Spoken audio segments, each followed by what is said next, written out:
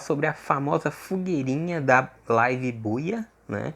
Essa fogueirinha não tem como comprar ela com dinheiro, você tem que cumprir missões na Buia para trocar ela pelas fogueirinhas.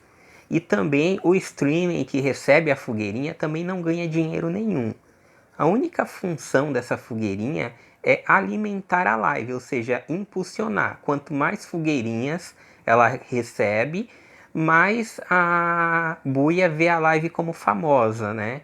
Então essa seria a única utilidade da fogueirinha. Eu espero que vocês tenham gostado do vídeo, né? Curtam, comentem alguma dúvida, alguma outra coisa e sigam as nossas páginas, né? Abraço, tchau!